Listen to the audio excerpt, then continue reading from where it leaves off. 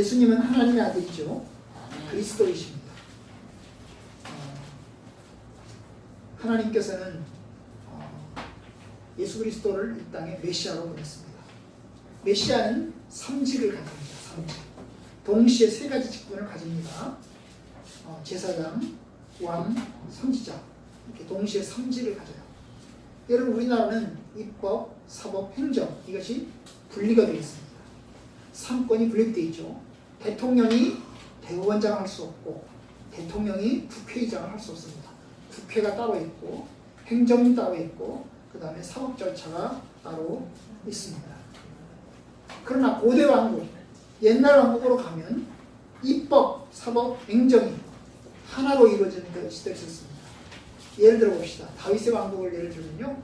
다윗의 왕국 시대에 다윗은 대통령이고 왕이었죠. 그리고 동시에 대통령이 다윗은 재판장, 판사이기도 했습니다. 다윗은 제사장은 못했습니다. 왕이었고 재판장이긴 했지만 제사장은 못했습니다. 법을 만들고 범죄자를 심판하고 나라를 통치 운영하였었죠. 구약 성경의 다윗 왕은 아까 말씀드렸지만 왕이긴 했지만 제사장은 아니었습니다. 선지자도 아니었습니다. 입법, 사법, 행정의 권위는 왕의 권한이긴 했지만 그러나 제사장과 선지자까지 가질 수는 없었습니다. 다윗이 죄를 지었을 때 누가 찾아왔죠? 나단 선지자가 찾아왔죠. 그리고 나단 선지자가 다윗을 향해서 책망을 했습니다. 그죠? 그러니까 결국 다윗도 선지자 앞에서는 하나님의 말씀을 들어야 되는 종이라고 하는 사실이었습니다. 거기다가 다윗 시대에 아비아달 사독 같은 제사장이 또 있었습니다.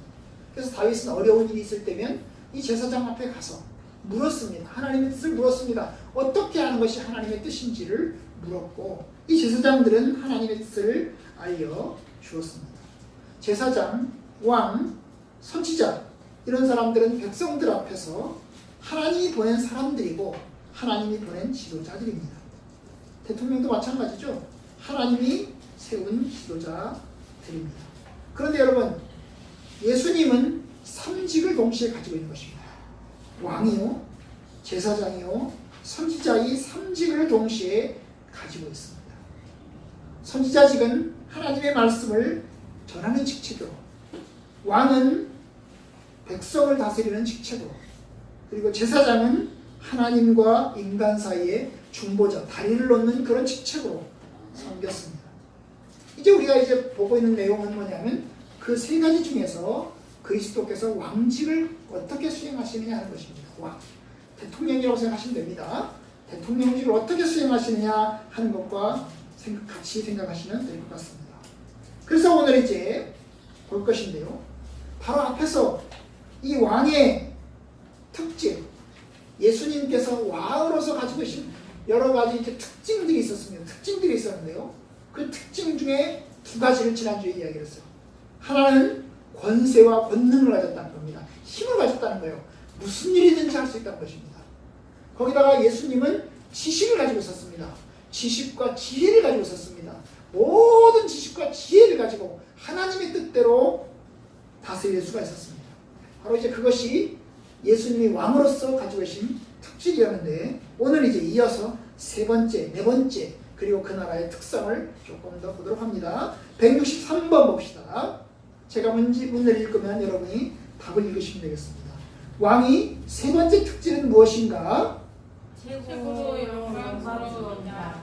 그는 구름을 다스리며 머리에는 무지개가 있고 얼굴은 회화 같고 한쪽으로 바다 바다를 다른 발은 땅에 서신다. 네, 이 세 번째 특질, 영광스럽다는 거예요. 영광과 존귀를 가지고 계시다는 것입니다. 그러면서 여기 뭐 구름 타시고 머리에 무지개 있고 얼굴은 해 같고 그 다음에 한쪽은 이제 한쪽 다리는 바다 위를 한쪽 다른 다리는 이제 땅 위에 있다는 말은 이 계시록적인 표현이야. 이 계시록에 나오는 표현입니다. 그만큼 영광스럽다는 거예요. 예수님은 구름을 타고 다니실 정도로 거기다가 머리 위에는 무지개가 있을 정도로 빛이 난다는 것입니다. 그는 영광스러운 분이시라는 거예요. 얼굴이 햇빛과 해와 같다는 거예요. 밝다는 거예요. 광채가 난다는 것입니다. 그만큼 영광스럽다는 것입니다. 왕의 세 번째 특질, 그는 영광스러운 분이다. 최고로 영광스러운 분이다. 어떤 사람보다도 가장 존귀하고 가장 영광스러운 분이시다 하는 것입니다. 자, 164번 네 번째 공의로움이시다. 그는 공의를 띠로하고 사무신다. 네, 자, 네 번째 특질, 그는 공의롭다. 왕은 공의롭다. 공의를 띠로, 이 띠는 허리띠를 얘기하는 거예요. 사람들 앞에서 사람들이 다 이 공의로움을 볼 수 있을 정도로 예수님은 공의로우신 분이시다는 것입니다. 사실 대통령이 나라를 다스리는 사람이 어떤 지도자든지 공의로워야 되는 것입니다. 그죠? 공정해야 되는 것입니다. 한쪽만 편들면 안 되는 것입니다. 문재인 대통령을 뽑아줄 때는 민주당도 뽑았고, 그다음에 뭐 이쪽 사람들 안 뽑았겠지만 대통령이 되고 나면 모든 사람의 왕이잖아요, 그죠? 그러면 공정하고 공의로워야 되는 것입니다. 바로 그와 같은 것입니다. 그는 공의로워야 되는데, 바로 주님께서 가장 공의로우신 분입니다. 이 세상에 어떤 왕보다도 가장 공의로우신 분이십니다.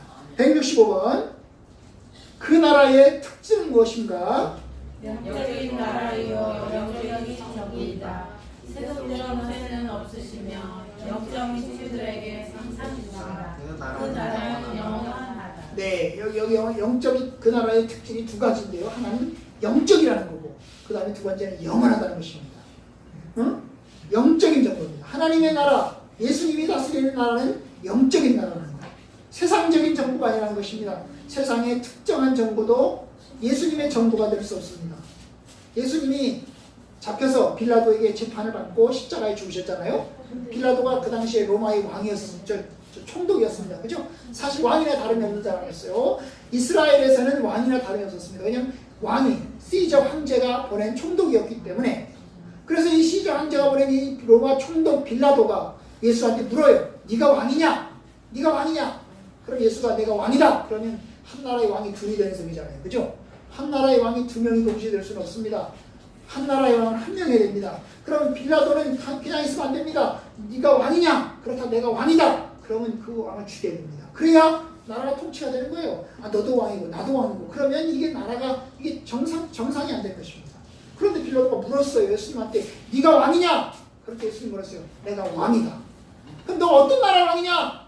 어떤 나라 왕이냐? 너가 이스라엘 나라 왕이냐? 세상의 왕이냐? 그랬더니 예수님 뭐라고 했습니까? 내 나라는 이 세상에 속하지 않았다. 내 나라는 이 세상에 속한 나라가 아니다. 만약에 내 나라가 세상에 속한 것이었다면, 세상에 속한 나라였다면 나의 부하들이, 나의 사람들이 싸워서 나로 유대인들에게 잡혀가지 않도록 해줬을 거다. 그러니까 내 나라는 세상에 속한 나라가 아니다. 내 나라는 어디에 속한 나라예요? 하늘나라에 속한 나라다. 영적인 나라다. 바로 그 이야기를 했습니다. 여기에 속한 것이 아닙니다. 하늘에 속한 것이 아닙니다. 영적인 정보라는 것입니다. 여러분, 이게 그러면 말장난인가요? 아니, 그러면 영적인 정보라면, 하늘나라에 속한 거라면 세상에는 아무런 영향력을 끼치지 못하는 그런 나라인가요? 아, 그러면 실질적으로 통치하는 게 아무것도 없네. 그냥 말뿐이네. 여러분, 그러나 예수님은 세상의 왕으로서 바람과 바다를 지배했고, 그 다음에 죽은 사람을 살렸고, 아픈 사람을 고쳤습니다. 이게 비단 몇 사람 고쳤고, 그 다음에 예수님 계실 때 잠깐 바람과 바다를 그치게 하였지만, 여러분, 그것은 상징이고, 앞으로 이제 마지막 날 이 세상의 모든 것은 하나님의 통치로 바뀌게 될 것입니다. 말로만 왕이 아니고 실제로서 왕도 되실 것입니다. 거기다가 그 나라는 어떤 나라입니까? 영원합니다. 그 나라는 영적인 나라지만 그 나라는 또 영원하다는 것입니다. 세상의 왕국은 영원한 나라가 없습니다. 사실 오래된 나라들 있죠. 여러분, 세상에서 오래된 나라가 어디입니까? 우리나라는 오래된 나라입니까? 한국은, 대한민국은 오래된 나라입니까? 대한민국은 사실 100년도 안 됐습니다. 대한민국이라고 하는 이름이 붙여진 게 없는데요. 100년밖에 안 됐잖아요. 그 이전에 뭐 조선시대, 고려시대, 신라시대 이렇게 있었지만, 그래서 5,000년의 역사라고 하지만 사실 대한민국이라고 하는 나라는 그전만 있어요. 5,000년 역사를 가지고 있지만. 근데 여러분, 나라 가운데 옛날이나 지금이나 똑같은 나라 이름을 가지고 있는 나라가 있어요. 어디일까요? 이집트요. 여러분 이집트는 지금도 저 아프리카 가는 이집트라고 하는 나라가 있죠. 근데 이집트라고 하는 나라는 모세 시대에도 있었던 나라입니다. 이집트라고 하는 나라가 오래된 나라예요. 이집트 문명이라고 그러잖아요. 그죠? 예를 들면 이제 페르시아 문명, 페르시아 없어졌어요. 그 다음에 바벨론 문명, 바벨론이라고 하는 제국이 없었어요. 그렇죠? 로마라고 하는 로마 제국, 로마라고 하는 나라가 있죠. 그죠? 네, 로마에 가면 로마에 가면 조그만한 데 있잖아요. 그죠? 그 다음에 이집트는 고대 왕국에서 엄청난 이집트 문명이라고 하잖아요. 근데 이집트 문명이 이집트 나라가 몇천 년 동안 지금 유지되고 있잖아요. 사실 없어지기도 했고 휘청휘청되기도 했지만 지금은 사실 힘이 없죠. 이집트라고 하는 나라가 세계에서 강대국 아니지 않습니까? 그죠? 그러나 옛날에는 강대국이었죠. 근데 여러분, 그래도 영원한 나라 있습니까? 이 세상에 영원한 제국이 있습니까? 없습니다. 없어요. 하나님의 나라만이, 예수 그리스도의 나라만이 영원한 제국이 될 것입니다. 바로 그때까지 그것이 마지막 날에 이루어질 것인데요. 그때까지는 이제 잘 안 나타나고 안 보입니다. 그러나 그 나라는 영원한 나라예요. 영적인 나라입니다. 영적인 나라입니다. 그것을 이야기합니다. 그 다음에 166번. 그러나 그리스도는 나라를 하나님 아버지께 바치지 않는가? 그렇다. 나라를 아버지께 바치라. 그러나 아버지 앞에서 전리품은 분명히 생하실 것이며 지금처럼 말씀과 생애로만 다스리지는 않을 것이다. 네. 자, 예수님의 나라 여기 두 가지가 나와요. 하나는 뭡니까? 말씀과 성령으로 다스리는 나라. 말씀과 성령으로 다스리는 나라. 이게 어디예요? 교회죠, 교회. 하나님의 말씀과 성령, 세례와 성찬을 통해서 그리스도의 말씀으로 다스리는 나라. 바로 교회입니다. 교회죠, 그죠? 주님은 교회를 다스리고 계십니다. 교회의 머리가 되시죠, 그죠? 목사가 교회 머리가 아니라 누가? 예수 그리스도께서 교회 머리가 되신다는 말입니다. 그 다음에 또 그런데 이 영적인 나라가 있다고 했잖아요. 하늘나라가 있다죠. 하늘나라가 있잖아요. 그런데 그 하늘나라 두 가지가 있는데요. 바로 그 하늘나라를 하나님 아버지께 바치지 않냐 그 말입니다. 나중에 바치지 않는가? 바친다고 그러지 않았냐? 바로 그 말입니다. 왜냐하면 이렇게 얘기하고 있거든요. 고린도전서 15장 24절 보면 제가 읽어보겠어요. 그 후에는 마지막이니 그가 모든 통치와 모든 권세와 능력을 멸하시고 나라를 아버지 하나님께 바치실 때라. 마지막 날에 하나님 나라 그 나라를 하나님 아버지한테 바칠 거 아니냐 그 말입니다. 하나님한테 바치면 어떻게 예수가 왕이 되냐? 하나님이 왕이지. 성부, 성자, 성령 중에서 성부 하나님이 왕이지. 어떻게 예수가 왕이 되냐? 아들 되시는 예수 그리스도께서 하나님 아버지, 성부 하나님한테 나라를 바칠 거 아니냐? 맨 마지막에 바칠 거 아니냐? 바로 그 얘기입니다. 그가 모든 통치와 모든 권세와 능력을 멸하시고 나라를 아버지께 바치실 때, 그게 마지막 날이거든요. 마지막 날. 바칠 거 아니냐 그 말입니다. 그런데 여러분 바로 거기에 대한 이야기를 하는 거예요. 그렇다. 나라를 아버지께 바친다고 얘기했다.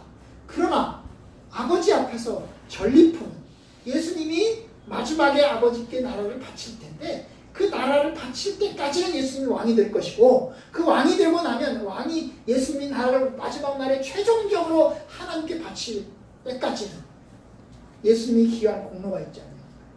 왜냐하면 그 기한 공로가 뭐예요? 예수님이 십자가에 죽으시고 부활하셔서 하나님 보좌 우편에서 하나님의 나라를 다스리고 계신데 그 다스리고 있는 것에 대한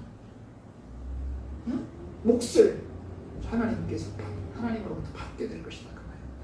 바로 그런 면에서 예수 그리스도도 동일한 성부 하나님과 동일한 위치를 차지하는 놀라우신 왕으로서 행사하실 것이다. 바로 그러한 이야기를 하고 있는 것입니다. 아들 되신 하나님도 바로 만물의 통치자로 왕으로 이제 함께하게 될 것이다. 바로 그 이야기를 합니다. 나라를 아버지 하나님께 바치긴 하지만 그러나 바치고 나는 끝나는 게 아니라 바치고 난 다음에 함께 나라를 다스리고 또 주관하실 것이다 하는 이야기를 이제 하고 있는 것입니다. 167번 예수님은 언제 통치를 시작하셨는가? 아담에게 복의 씨가 약속되었을 때에도 그가 부활하여 하늘에 오르셨을 때 그는 왕이시며 만국을 가지신다. 네, 언제 나라를 통치하느냐? 언제 통치를 시작했느냐? 바로 아담에게 복의 씨가 약속되었을 때. 그러니까 오래전이죠. 창세기 3장 15절 얘기거든요. 3장 15절 얘기예요. 그 3장 15절에서 약속을 합니다. 하나님께서 이제 여자의 후손이 뱀의 뭐예요? 머리통을 밟게 될 것이다. 그 얘기를 하거든요. 그죠? 뱀은 여자의 그 후손의 뒤꿈치를 밟을 것이지만 그 여자의 후손은 뱀의 머리를 밟을 것이다. 그 이야기를 하거든요. 바로 그렇게 복의 씨, 그 여자의 후손에 대한 약속을 할 때, 그리고 이 세상에 오셔서 그가 십자가에 죽으시고 다시 부활하신 그 이후에도 역시 그는 왕으로서 만물을 다스리고 계신다는 것입니다.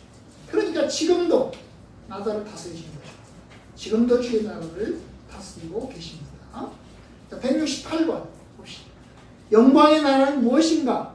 은혜가 만천만변하는데 그는 그의 성도들에게 모든 것이 되신다. 네. 영광의 나라가 뭐냐? 바로 은혜가 가득 찬 왕국이다. 완전하게 아주 충만하게 채워지는 하나님의 은혜가 충만히 채워지는 그런 나라다. 그는 그의 성도들에게 모든 것이 되신다. 바로 주님의 은혜가 주님께서 온 나라 전체에 다 채워지신다는 것입니다. 그러니까 그 나라는 영광스러운 나라라고 하는 것입니다. 169번 봅시다. 그는 이 나라에 공로로 들어갔는가? 아니다. 그는 이미 왕이었다. 그러나 그는 그의 백성들에게 나라를 얻게 하시려고 오셨고 성도들은 그리스도의 공로로 나라에 들어간다. 네. 자, 예수님이 그 하나님 나라에 들어가는데 공로로 들어갔냐? 예수가 무슨 공덕을 쌓아가지고 하나님 나라에 들어갔냐 그 말입니다.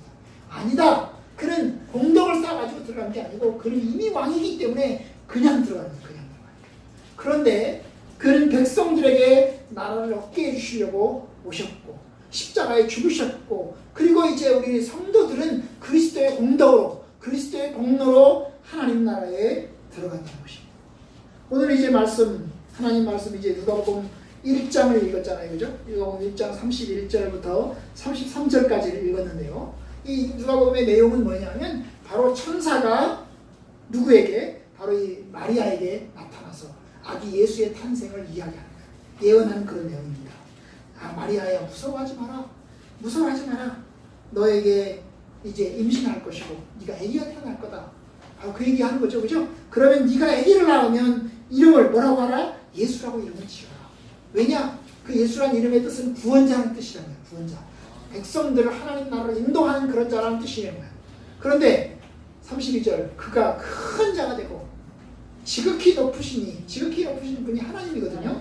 지극히 높으신 이의 아들이라고 불려질 것이고 하나님의 아들이라고 불려질 것이고 그리고 또 주 하나님께서 그의 조상 다윗의 왕위를 그에게 물려주실 것인데 여러분 왕이라는 얘기잖아요. 그죠? 다윗의 왕권을 물려받을 왕이라는 거예요. 영원히 야곱의 집을 왕으로 다스릴 것이며 그 나라가 무궁이란 말 끝이 없다는 말이에요. 영원 무궁하리라. 영원할 것이다. 그는 결국 다윗의 왕권을 가지고 야곱의 집을 다스리는 영원한 왕으로서 이제 나라를 다스리실 것이다. 그 약속을 지금 하고 있는 것입니다. 이게 예수님의 나라죠. 주님께서 세우시는 나라예요. 주님이 왕이시라는 거예요. 그죠? 주님이 왕이시라는 거예요. 그리고 이 나라에 우리 성도들을 그 나라로 들어가게 하십니다. 우리를 불러서 같이 들어가게 하십니다. 예수님만 들어가는 게 아니라 우리를 그 나라로 함께 들어가게 하십니다. 그런 약속이 우리들에게 보장이 되어 있는 것입니다. 하나님의 은혜죠. 그죠? 결국 우리는 예수님의 공로로 결국 들어갑니다. 우리 육신으로는 절대로 하늘나라에 들어갈 수 없습니다. 우리는 예수님이 아니면 우리는 죄인이고 지옥의 심판을 받아 마땅합니다. 예수님과 함께 통치할 수도 없고 예수님과 함께 상속자가 될 수도 없습니다. 우리는 옛사람은 철저히 하나님의 심판을 받을 수밖에 없습니다. 철저히 하나님의 멸망을 이제 당할 수밖에 없습니다. 그런데 여러분 하나님의 은혜로 예수님의 공로로 하늘나라에 들어가고 우리 옛사람은 십자가에 못 박아서 이제 변화된 삶으로 하나님 나라에 들어갈 것입니다. 바로 하나님께서 이 일을 이루실 것입니다. 마지막 날에 주님께서 그 일을 이루실 것입니다. 그리고 우리에게 영광과 존귀로 이제 우리에게 그와 같은 일을 이루게 될 것입니다. 바로 그 이야기를 지금 하고 있는 것입니다. 자, 117번, 170번. 그리스도는 우리를 어떻게 왕으로 세우시는가? 그가 우리에게 믿음을 주사 세상과 사단과 나라를 얻게 하시며 성령으로 우리의 죄를 십자가에 못 박음으로 이루신다. 네, 자 여기 163번부터 169번까지는 예수님이 왕이시다, 예수님이 다스리신다 그거였어요. 그런데 우리가 이제 하늘나라에 들어가서 우리가 이제 같이 왕이 되는 겁니다. 예수님과 함께 우리도 영광과 존귀의 자리에 이제 있게 된 것입니다. 바로 그것이 177번이에요. 그리스도는 어떻게 우리를 왕으로 세우시는가? 결국 우리에게 믿음을 주셔서 우리가 세상과 사탄과 나라를 얻게 하신다는 거예요.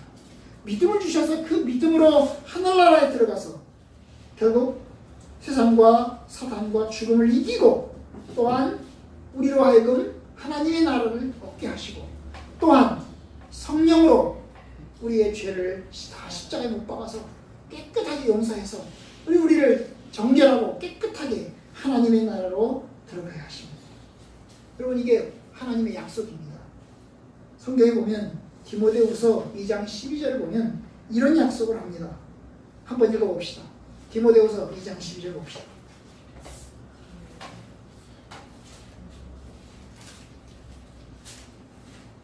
디모데후서 2장 12절.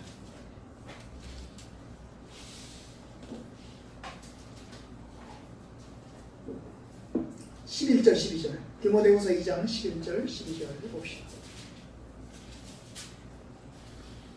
343조 다 같이 읽어봅시다. 시작. 믿보다 이 말이요 우리가 주와 함께 죽었으며 또한 함께 살 것이요 참으면 또한 함께 왕노릇할 것이요 우리가 주를 부인하면 주도 우리를 부인하실 것이라.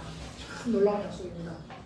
여러분 우리가 주와 함께 죽었다면 함께 살 것이다. 예수님이 부활하신 것처럼 우리도 함께 부활할 것이다.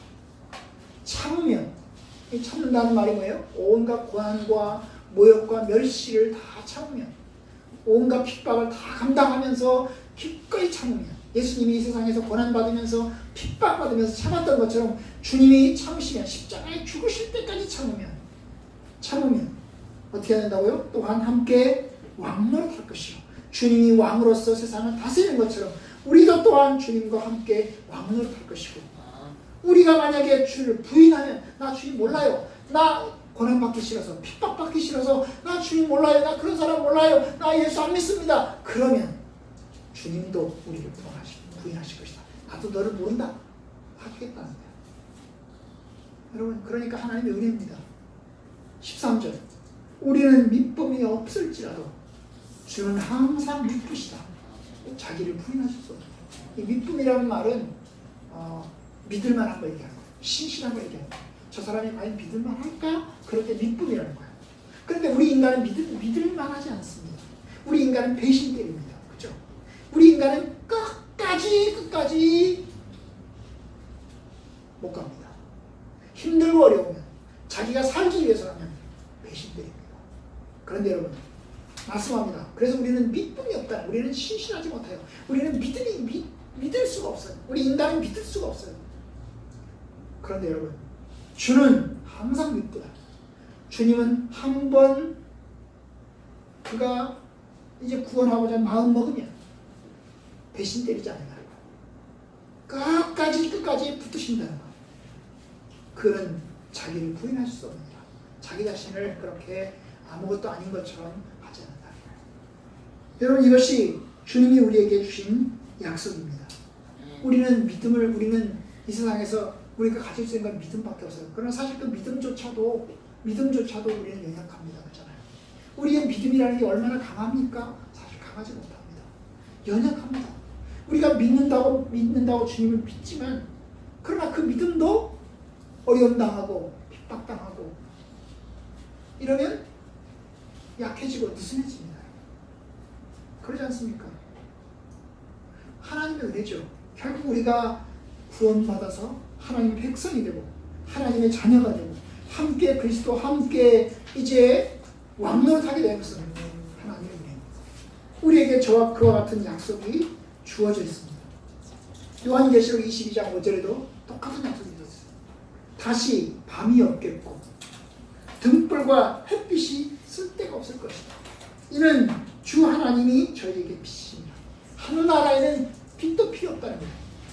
등불과 햇빛도 필요 없다는 거예요. 왜? 하나님이 빛이시기 때문에 하나님의 나라는 완전하고 부족함이 없다는 거죠. 그러면서 뭐라고 얘기합니까? 저희가 세세토록 왕노릇하리로다.